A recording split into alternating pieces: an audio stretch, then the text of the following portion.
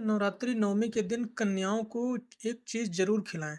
इतना धन आएगा कि संभालना मुश्किल हो जाएगा।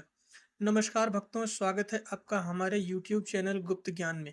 आज हम आपको बताएंगे कि चैत्र नवरात्रि की नवमी के दिन कन्याओं को क्या खिलाना चाहिए ताकि आपको माँ दुर्गा का आशीर्वाद प्राप्त हो। इस दिन यदि आप कन्याओं को खुश कर लेते हैं तो माँ दुर्गा स्वयं प्रसन्न होती हैं, क्योंकि कन्याओं में माँ के 9 रूपों का वास होता है। दाम्पत्य जीवन में प्रेम व सामंजस्य बढ़ता है, संतान सुख मिलता है और बच्चों को स्वास्थ्य अच्छा रहता है। घर में सकारात्मक ऊर्जा का संचार होता है। एक साथ 9 या 11 कन्याओं को आमंत्रित करें। इनकी संख्या 1 से अधिक और 11 से कम नहीं होनी चाहिए। इनके साथ एक बालक लंगूर को भी शामिल करें, जिसे भगवान हनुमान का स्वरूप माना जाता है। शुद्ध जल से उनके पैर धोकर आशीर्वाद ले कन्याओं के माथे पर रोली और चंदन का तिलक लगाएं। उन्हें प्रसाद दक्षिणाएं उपहार दें और उनका सम्मान करें। भोजन में पूरी, चना, हलवा और फल खिलाएं। कुछ विशेष चीजें खिलाने से कन्याएं अत्यधिक प्रसन्न होती हैं। माता शैलपुत्री, ब्रह्मचारिणी, चंद्रघंटा, कुष्मांडा, स्कंद माता, कात्यायनी, कालरात्रि, महागौरी और सिद्धिदात्री की विशेष पूजा श्रद्धा और उत्साह के साथ करनी चाहिए। हिंदू पंचांग के अनुसार इन 9 दिनों में माँ दुर्गा की सभी शक्तियां जागृत होती हैं। कन्या पूजन करने से सभी मनोकामनाएं पूर्ण होती हैं। धन, सुख, समृद्धि और शांति की प्राप्ति होती है। वास्तु दोष, पितृ दोष, राहु दोष, मंगल दोष और काल सर्प दोष से राहत मिलती है। इसलिए श्रद्धा और प्रेम से कन्या पूजन करें और माँ दुर्गा की कृपा प्राप्त करें। सच्चे दिल से जय माता दी लिखें और माता रानी का आशीर्वाद प्राप्त करें। इससे घर में खुशियां आती हैं और अकाल मृत्यु टल जाती है। दोस्तों, आपको बता दें कि इस बार माता रानी पालकी की सवारी पर पृथ्वी लोक पर आई हैं और भक्तों के कष्ट दूर करेंगी। जब माता रानी पालकी की सवारी पर होती हैं तो धरती पर फूल खिलते हैं और वर्षा होती है और हरियाली बढ़ती है। वर्ष 2025 में चैत्र नवरात्रि का शुभारंभ रविवार 30 मार्च से हो रहा है और समापन रविवार 6 अप्रैल को होगा। इस बार अष्टमी और नवमी तिथि एक ही दिन 6 अप्रैल 2025 को पड़ रही है, इसलिए कन्या पूजन भी इसी दिन किया जाएगा। 30 मार्च रविवार माँ शैलपुत्री, 1 अप्रैल मंगलवार माँ ब्रह्मचारिणी, 2 अप्रैल बुधवार माता चंद्रघंटा और गुरुवार माता स्कंद माता, 4 अप्रैल शुक्रवार को माँ कात्यायनी, 5 अप्रैल शनिवार माँ कालरात्रि, 6 अप्रैल को माता दुर्गा की पूजा होगी। कन्या पूजन अवश्य करें। शास्त्रों के अनुसार 9 दिनों के चैत्र नवरात्रि को बहुत शुभ माना जाता है, जबकि 8 दिनों की नवरात्रि उतना प्रभावशाली नहीं माना जाता। 10 दिनों की चैत्र नवरात्रि विशेष रूप से शुभ होती है। शास्त्रों के अनुसार नवरात्रि के दिनों में माता रानी की और विशेष रूप से कन्या पूजन करने से व्यक्ति को अभय वरदान प्राप्त होता है। कुंडल में जो भी बाधाएं होती हैं वे समाप्त हो जाती हैं। यदि कोई व्यक्ति सच्चे हृदय से माँ की उपासना करता है तो माँ उसके सभी कष्ट दूर कर देती हैं। माँ की भक्ति से विनम्रता का विकास होता है और सभी प्रकार के दुख और दरिद्रता मिट जाती है। नवरात्रि के दौरान माता रानी का व्रत और पूजन किया जाता है, लेकिन सबसे अधिक महत्व कन्या पूजन को दिया जाता है। कन्याएं फूलों की पंखुड़ियों की तरह कोमल होती हैं और उन्हें पूजनीय माना जाता है। सर्वश्रेष्ठ और महत्वपूर्ण माना जाता है, क्योंकि कन्या के रूप में स्वयं जगदम्बा विराजमान होती हैं। देवी माता के 9 स्वरूपों के साथ संपूर्ण ब्रह्मांड का वास कन्याओं के मस्तक पर होता है। बहुत कम लोग जानते हैं कि 33 करोड़ देवी देवताओं का वास कन्याओं में माना जाता है, चाहे वह छोटी हो या बड़ी। माता रानी का व्रत और उपासना से उतनी प्रसन्न नहीं होती जितनी कि कन्या पूजन से होती है। चैत्र नवरात्रि में छोटी कन्याओं को माता रानी का स्वरूप मानकर उनकी पूजा की जाती है। उन्हें भोग लगाया जाता है और उनका आशीर्वाद लिया जाता है। माता रानी अर्थात माता वैष्णो जब किसी की भेंट स्वीकार कर लेती हैं और कन्याएं प्रसन्न हो जाती हैं तो समझ लीजिए कि उस व्यक्ति को माता रानी का आशीर्वाद मिल गया है। उनकी कृपा से उसे मनचाहा वरदान प्राप्त होता है। कन्या पूजन कोई साधारण पूजन नहीं, इसे सम्मत ब्रह्मांड में होने वाली पूजाओं से भी श्रेष्ठ माना जाता है। 10 बार गंगा स्नान करने, 100 बार यज्ञ करने, 1000 बार तीर्थ यात्रा करने से जो पुण्य प्राप्त होता है, वो मात्र एक बार कन्या पूजन से अन्य सत्कर्मों की तुलना में करोड़ों गुना अधिक फल मिल जाता है। इसीलिए कहा जाता है कि कन्याओं का सम्मान करना चाहिए, उन्हें कष्ट नहीं देना चाहिए। कन्याएं कोई साधारण बालिकाएं नहीं होती, उनके मस्तक पर स्वयं देवी का वास होता है और नवरात्रि में वे साक्षात माता का स्वरूप बनकर हमारे घर तक आती हैं।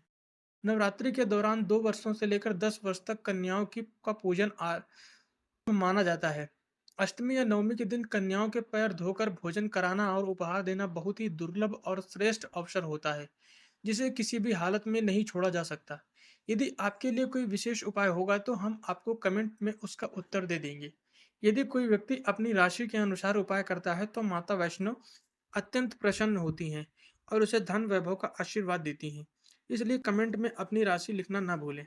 माता रानी के भक्तों से अनुरोध है कि वे इस वीडियो को पसंद करें और अपना आशीर्वाद बनाए रखें। अब बात करते हैं कि कन्याओं का स्वागत कैसे करें। जब कन्याएं आपके घर आएं तो सबसे पहले उनके पैर दूध और पानी से धोने चाहिए। विशेष रूप से पुरुषों की कन्याओं के पैर धोकर सम्मान करना चाहिए। ऐसा करने से माता रानी अति प्रसन्न होती हैं। इसके बाद कन्याओं को साफ जगह पर कपड़ा बिछाकर बैठाएं और उनके माथे पर अक्षत, फूल और कुमकुम लगाकर उनका पूजन करें। इसके बाद उन्हें भोजन कराना चाहिए। लेकिन ध्यान रखें कि कन्याओं की थाली में कभी भी 3 पूरियां ना परोसें। इससे दोष भी नहीं लगेगा और शुभता बनी रहेगी। कन्याओं को भोजन कराने के बाद अंत में उनके सिर पर लाल चुनरी उड़ाना चाहिए। भोजन में खीर, पूरी, हलवा, चना, आलू की सब्जी और छोले आदि दिए जा सकते हैं। पनीर भी खिलाया जा सकता है।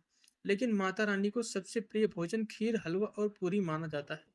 ध्यान रखें कि भूल से भी लहसुन और प्याज का प्रयोग ना करें, अन्यथा अनर्थ हो सकता है। नवरात्रि के दौरान लहसुन और प्याज वर्जित होते हैं क्योंकि ये तामसिक भोजन की श्रेणी में आते हैं। कन्याओं को ऐसा भोजन देना जिसमें लहसुन प्याज मिला हो बहुत बड़ा दोष माना जाता है। इससे आपका व्रत भंग हो सकता है और माँ दुर्गा आपसे अप्रसन्न हो सकती हैं। 9 दिनों तक लहसुन प्याज से परहेज करने के बाद यदि एक गलती हो जाए तो पूरा व्रत निष्फल हो सकता है।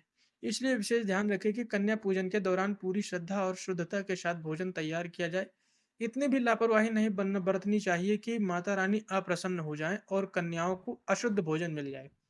छोटी छोटी कन्याओं के मस्तक पर माता रानी का आशीर्वाद होता है। यदि कोई कन्या आपको आशीर्वाद दे दे तो आपके जीवन में सकारात्मक बदलाव आ सकते हैं। इसलिए कन्याओं को ऐसा भोजन ना कराएं जिससे आपका व्रत भंग हो जाए या अपवित्र महसूस करें।